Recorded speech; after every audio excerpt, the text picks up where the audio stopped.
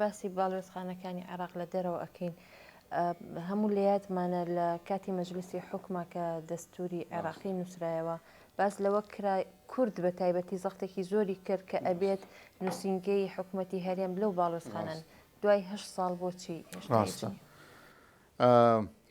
من دوێنێ نامەکەم پێگەشت لە ئەنجومەنی پارێزگای بەسرە باشە داوا کات کە ئێمە ئەو بڕیارە ئەو برگەی دستوری جێبەجێ ناکەین و نفسی وەخت مەکاتبی حکوومەتی هەرێم ئێمەمان کردیتەوە لەبەرەوە لە دەرەوە ئەوانیش دەیانەوێت محافظاتی تر هەموو داوایان کردووە باشە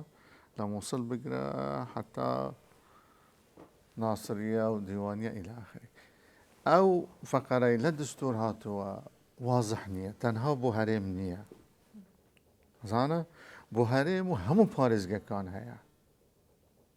یعنی تۆ ئێستا بۆ مەکاتبی هەرێم بکەوە لە ناو سەفارەت دەبێ ئەو حەقا بە هەمان پارێزگەکان چونکە ئەگەر بخوینیەوە زۆر بە وازحە زۆر لە ڕۆناکبیرانی ئێمە و ئەوانەی دەرەچەندە سەر تەلەڤیزیۆن و فەزایات ینی ناخوێننەوە حەقیقەت دستورەکە کە چی ئەڵێت ئیلی ئاخری ئەگەر تەنها مەسەلەی هەرێمە بێت بالتاکید مادەی دستوریە دەبێت جێبەجێ بکەین بەڵام نییە لە عرفی دیبلۆماسی دەولی ینی بژگە لە میلاکی سەفارەت دەبێت لە هەر سەفارەتێک 16-17 نوێنەر هەبیت ئەمە لە قاموسی کام سەفارەت لە کام کات بۆچی کوردووە زەختی ئەکرد کە زەختی ئەکرد بە حەق بوو بەڵام لەم محادثاتی دستوری ئەم مادەیە تەحویلیان کرد ینی ئەگەر بخۆینەوە مراجعەیش بکە هەبەس هەرێم نییە هەرێم و پارێزگەکانش هەر هەرێمێکی کەشکرد نییە یعنی ئێمە شتێک دروست ئەەکەین لە قاموس نییە مەقبولیش نابێت بوونی کورد نووسینگەیەک لە دەرەوە بێنە ناو باڵۆزخانە تەماشا بکە یعنی ئەم مادەیە دەبێ مراجعە بکرێت یعنی حەقەش قاچ یعنی داگیرین لەسەر ئەوە کە ئەوانەی هەرێم هەندێک هەرێم ئەگەر هەیە هەرێمی کوردستانە هەرێمێتر دروست بیت ئەمانە حەقیان هەبێت وانە ئێمە زدی ئەوە بین ئەبەدەن بەس ناتوانین بەم یعنی مادەی ئێستا ئەم مەکاتبە بکەین بەس ینی هەرێمی کوردستان هەیە مەسەن ئێستا حکوومەتی هەرێم هەیە تعاون هەیە تەنسیقێکی باش هەیە لە بینی سەفارات و ئەم مەکاتبی هەرێم و ئیلی ئاخری بەڕاستی هیچ کێشەکی وان نییە ئەزانە لایەکی تر هەگەر سەفاراتی ئێمە هەموو پشگیریەکی ئەم مەکاتبانە ئەکەن تێگەی وە نەبیت کە دوو بەعسە بن سەفارەت بن نەخرنا وەڵڵا بەڵام ئەوانەی معتەرەفن ینی تعامل ئەم وڵاتانە لەگەڵ ئەکەن سەفاراتە بالتەئکید تعبیر لە هەموو وڵات ئەکات و ئەمە قابلی حەلە بەس ئەو مادەیە دەبێ بێتە مراجعاتکردن ینی بەم شێوەی ئێستا هەیە جێبەجێ ناکرێت بەم شێوەیە کورد زەرە دەکا گەرە و مادەی هەر ئەوە بمێنێتەوە ینی هەرێمی کوردستانی شۆکو پارێزگایەکی لێت بالتأكيد نەنە پاشین لە عرفی دیبلۆماسی و قانونی دەولی نییە شتی وان نییە ناکرێت زانە مەسەلەیەکی تر نوێنەرانی کورد لە باڵۆزخانەکانی دەرەوە نوێنەرمان نییە بەڕاستی موظفمان هەیە لە سلکی دیبلۆماسی سلکی ئیداری وە نەبیت کە ممثلی کورد بیت نەخێر ممثلی عێراق من مەبەستمەوەیە ممثلی عێراقیان ممثلی ئەو حزبەی خۆیەتی کە تەرشیحی کردووە دەبێ ممثلی عێراق بیت ممثلی هەموو وڵات بیت سەفیری کوردمان هەیە مەسەل ئێستا چەندین سەفیری کوردمان هەیە چی حزبی و چی مستەقل تەمسیلی کورد ناکەن مەساڵحی کورد تەنها بەرچاو ناکەن مەساڵحی هەموو عێراق ئەوەکە ئەگەر بەس لە بدایەتی دروستبوونی ئەم کابینە نوێ بکەین لە ناو وەزارەتەکانە وەزارەتی سیادی دەرەوە کە هەر لە پۆستەکەی خۆت مایتەوە لێرە ئەمە ینی هیچ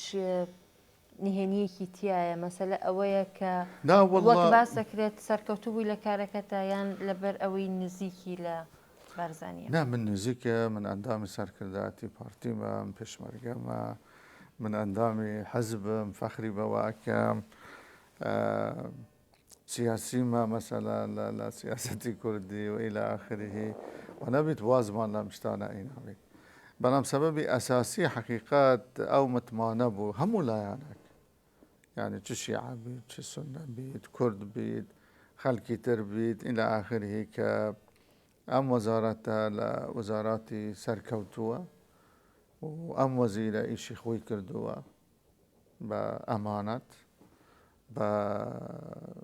نیشتیمان پەروەریەکی زۆری وازەح بە پێی فەرق و جیاوازی لەبەر ئەوە دەبێت تەکریمی بکەیت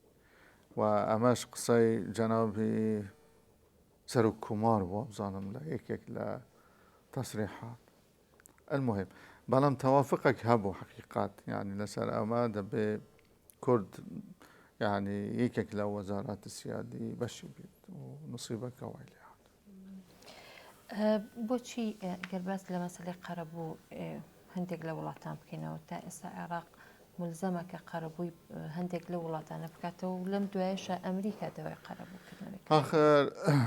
خوشکە سەروەت زانە زۆر کێشە هەیە زۆر تەفاسیلی تێدایە يعني وەسادانیە ڕەش و سپی ئەو قەرەبوویە ئێمەماندا يعني پێویست بوو و زۆروری بوو بۆ ئەوە ڕزگار بین لە شتی تر يعني وەکو زەریبەک ئەدەی بۆ ئەوە شتێکی باشتر بەدەست بکەوێت يعني ئەوە قەراراتی مەحاکم هەبوو ئێستاش نییە ساڵی 92 بوو لەو وەختە ئەگە بیرتان بێت سەدام زۆر خەڵکی گرت وەکو ڕەهائین پێش شەڕی کوێت لە باریجەکی ئەمریکیدا لە کەندا و زانە باریجەی ستارک خلالی شەڕی عێراق و ئیران ئەم خەڵکە دەعوای کردووە زانە یعنی ئەم 400 مەلیۆنە من قەرەبوودا بۆ ئەوە ڕێگا لە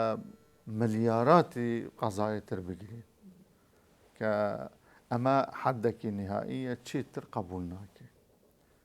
اینجا یەکێک کەوت بیت قاچی شکا بیت یەکێک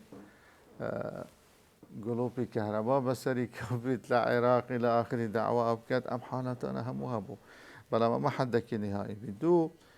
ئەم ئەوە یارمەتی ئێمەدا ڕزگار بین لە زۆر التیزاماتی تر یعنی ئەو حیمایەی ئەمریکی ئێستا بۆ پۆل و دەرامەتی عێراقی هەیە لە ئەمریکا حتا ساڵێکی تر يعني ئێکێک لە ئەنجامی ئەوەی حتا ئێمە وەزعی خۆمان ڕێی بخین ئەمە بەنسبەت ئەمریکاوە ئەی بەنسبەت کوێت یاخود ئێران ئەمانە کوێت تەماشا بکە کوێت ئەمە بەشێکە لە بڕیارەکانی مەجلسی ئەمن باشە و ملزەمە يعني ئێستاش مەسەلەن ئێمە ڕزگار بوون لە بڕیارەکانی ئەوە صندوقی حمایەی ئەموالی عێراقی بەڵام دیسە التیزاماتماندا کە دەبێ ئەو 5% لە پارەکە بدەینە کوێت تعویزات ئەمە بە پێی ئەحکامی فەسلی حوتەمە يعني ناتوانین بە کەیفی خۆمان نییە فەرزە و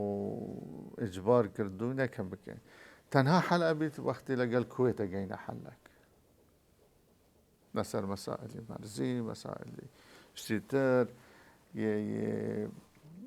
دەینەکان مەسەلەن کە لەسەر ئێمە هەیە مەجموعەک کێشە هەیە ئەوە ئێمە مەجبوریم بدەین ئەمە بەنسبەت کوێت بەنسبەت ئێرانیش هەمان ئێران ناخێر شتی وانە بەڕاستی لە ئێران ئەوەک هەیە لە ئەو بڕیاری ڕاوەستاندنی شەڕی عێراق و ئیران ئیشارەتێکی نەوایە هەیە بەڵام وەکو بڵێ شتێکی ملزەم بە پێ تەفسیراتی ئێمەی قانونی إلى آخره شتێکی وان نییە توزانە کاکوشێر هەندێک ئیتیفاقات لە زمانی پێشوە کراوە لە سەردەمی ڕژێمی بەعسا لەگەڵ تورکیا بۆ نمونە کە بۆی هەیە هێزەکانی تەوەغڵ بکاتە داخلی ئەرزی عێراقیەوە بۆ 20 کیلۆمەتر ئێستا نەماوە ئەوە نەماوە یعنی تر لەمەوە دوا بووی نییە بێت ئەوە مفاوضاتێکی زۆرمان کرد مناقشاتی زۆریشمان کرد و داخلی جەدەلێکی زۆر بووین یعنی یەکێکە لە دەستکەوتنەکانی وەزارەتی دەرەوە حقیقات مەسەلەی ڕاگررتنی ئەو اتفاقاتانە کە دژی سەروەری عێراق و دژی بەرژەوەندیەکانی گشتی عێراق و کورد و عەرەب و هەموو حکوومەتی ئێستای عێراقی پێت وایە بەم وەزعی ئێستەیە و بەردەوام بێت دەست پێشخەرەکەی بارزانی بۆشی سەری نەگرت سەری گرت بالعکس ئەمە لە قسەکانی زۆر لە دیبلۆماس یعنی بەرلەمانی و ئەوانە و وەکو کاک دکتۆر محمود عوسمان یعنی زۆر تەسریحات ئەدا بوو سەری نەگرت ئەو مبادرەکە حکوومەتەکەی دروست کرد کێشەکانمانەوە بەڵام ئەساسەکە دروست بوو جێبەجێ کرد و سەرکەوت و ناجەح بوو هەموو دنیاش پێشوازی لێکرا پێشوازی لێکرد بەس چییە تەواو نەبووە بەلێ تەواونەوە پێویستی بە متابعەکردنە ئەزانە بەڵام ئەسلی مبادرەکە ئەوە بوو کە بەلێ هەموو لایەک فەشەلی ئینا کە حکوومەت دروست بکەن ئەو دەست پێشخەریەی سەرۆک بارزانی نەخێر ئەو حکوومەتەکە ئینە بەجێ ئێستا و حکوومەتە بەردەوامە بێت لەناو ئەو کێشانی واللهی دەبێت چارەسەر بکرێن بالتاکید یعنی هەندێک کێشە هەیە ضروریە مەسەلەن دەستنیشانکردنی وزەرای ئەمنی یا ئاسایش ضرورەتێکی پێویستە چونکە پەیوەندی بە ئەمنی هاوڵاتی هەیە یعنی مەسەلە نابێت خازع بێت بۆ مزایداتی سیاسی بینی ئەم کوتلە و ئەو کوتلە و إلى آخره ئەمە وابزانم ضرورەتێکی ئەساسیە دوو پێشکەشکردنی یعنی خەدەمات بۆ هاوڵاتیەکان بەڕاستی ئەوە ئەرکی هەر ئەساسی سەرشانی حکوومەت کاگو شێرەمی و پرسیارێک بکەم نزیکیت لە سەرۆکی هەرێمی کوردستان مەسعود بارزانیەوە هیچ کاریگەریەکی لەسەر مووقعی تۆ هەیە بالتأكيد دوري جناب سەرۆک زۆر کاریگەری هەیە ینی کاریگەری ئیجابی هەیە ینی بەو ئەوە مەسەن ئێمە بە حکمی ئەو پەیوەندیە بە حکمی ئەو علاقەتە ئەو نزیکاتیە زۆر کێشە حەلەکەی چارەسەر ئەکەی ینی نەبەسی وەزارەتی خارجی بەرکو سیاسی لە بینی حکوومەتی فدرال و حکوومەتی هەرێم زۆر مەسائلی لە حکوومەتی هەرێم مەسەلەن هەوڵ ئەدەین عاملی خێر بین لە ئێرە لە بەغدا لەبەر ئەوە تأثیر هەیە بالتأكيد بەڵام تأثیری و نەبێت تأثیر لە ئیشی ئێمە بکات خەیاراتی ئێمە بکات و بزانم حتا جنابی سەرۆک لەو کەسانەیە کە ئەو شتانە باش استیعابەکە مووقعی سیاسی جەنابەت لەناو پارتی دیموکراتی کوردستانە کاریگەری لەسەر سیاسەتی دەرەوەی عێراق هەیە نەخێر بالتأكيد ئێمە بالعکس هەوڵماندا کە ئەو پەیوەندیەکانی هەمان بوو وەکو پارتی وەکو دۆستایەتی وەکو کەسێک کە کاری کردووە لە پەیوەندیەکانی دەرەوە ئەم پەیوەندیانە بە کارمان ئینان لە ساڵحی عێراق بۆ بەهێزکردنی وەزای عێراق مەرجعی سیاسی کورد لە بەغدا نوێنەرانی کورد مەرجعی سیاسیان لە هەولێر و سەری ڕەشە یاخۆت لە لای سەرۆک کۆمارە جەلال تاڵەبان نامەرجعەتی ئێمە هاوپەیمانی کوردستان نییە سەرکرداتی بالتأكيد هەرێمە جەنابی مام جەلال کە خۆی سەرۆک کۆمارە لە ئێرە لوجنەیەکی هاوپەیمانیمان هەیە لە ئێرە کۆ ئەبینەوە یعنی وەکو وەزیرەکان وەکیل وەزیرەکان ئەندامانی پەرلەمان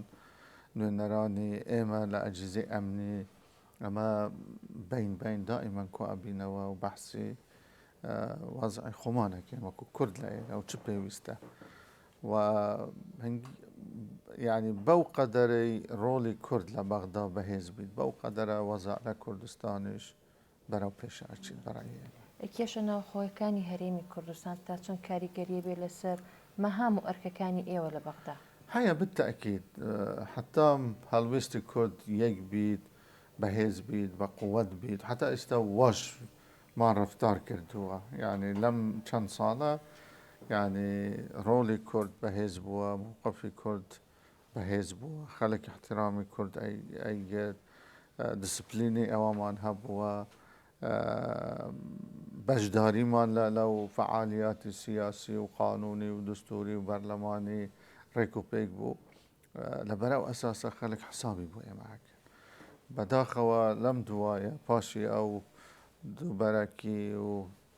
وبرزبوني دنجي أوبوزيسيون وأحزابي تر و نكار كردن وكو يك كتلة خلقك هي حولي دا بالتأكيد أو بكار بيني ضدي كرد بلام حتى استا موقفي إما برأيهم باشا بهيزة يعني على الأقل وكو هاوبايماني كردستان حسابك جورا بواجه ئەو دووبەرەی لە پەرلەمانی عێراق ئەنجومەنی نوێنەرانە دەیبینین ئەمە کاریگەری بەس تەنها لە وەزعی سیاسی ناو ئەنجومەنە کاریان لەسەر کاری حکوومەتی شەکات والله زیاتر لەناو ئەنجومەن ئەکات چونکە ئەوانە تەمسیلیان نییە لەناو حکوومەت خاصەتان برادرانی گۆڕان بەداخەوە يعني ولو وەکو تیمێک ئیشمان کرد هەوڵماندا بخۆم بەشدار بووم لە چەندین جلسة يعني گفتگو لەگەڵ خەڵکی تر إلى آخره بەڵام بڕیاری خۆیان بوو ئەزانە کە بە جیاوازی تعامل بکەن و ڕەفتار بکەن ئەوە پێویستی بە مراجعە هەیە بەڕاستی يعني نسبەت خۆیان و نسبەت هاوپەیمانیش يعني ئێمە بەهێزە بین زیاتر وەختی هەڵویستمان یەک بیت و یەکگرتووی کاکوشیار دوات پرسیارم بۆچی ئەوترێت هۆشیار زێباری پەیوەندیەکانی لەگەڵ وڵاتانی ئەوروپا زۆر بەهێزە هی ئەوەیە کە ئەو کاتە جەنابەت لە دەرەوە نوێنەرانی دەکرد پەیوەندیەکانی ئێمە لەگەڵ هەموو لایەک بەهێزە بەڕاستی باور بکە لەگەڵ ئەوروپا بەهێزە لەگەڵ ئەمریکا بەهێزە لەگەڵ وڵاتانی عەرەبی بەهێزە لەگەڵ وڵاتانی ئیسلامی بەهێزە لەگەڵ وڵاتانی دراوسێ چونکە ئەمە ئیشی ئێمەیە ئەزانە دەبێت پەیوەندیەکان باش بکەین دەبێت پەیوەندی باش بیت لەگەڵ ئەمانە دەبێت بە شێوەیەکی سیاسی دیپلۆماسی چارەسەری کێشەکان بکەین بۆ ڕاگەیاندنەکان تشکەخانە سەر پەیوەندیەکانە تەنها لەگەڵ ئەوروپا ناوەڵڵا ئەوە ڕاست نییە بەڕاستی یان پەیوەندیەکان وە لەگەڵ هەموو وڵاتان بەهێزە لەگەڵ ئەمریکا بەهێزە ئەوروپا بەهێزە جیهانی عرب ئیسلامی ئەگیدە ناتوانانی ئیشی خۆمە بکرد تەنها ئەوروپا بیت ئەوروپا 27 دەوڵەتە ئێستا عالەم 195 دەوڵەتە زۆر سوپاس ئەهلەن بینەرانی خۆشەویست تا چاو پێکەوتنێکی دیکە بەخواتان دەستپێرین خواتان لەگەڵ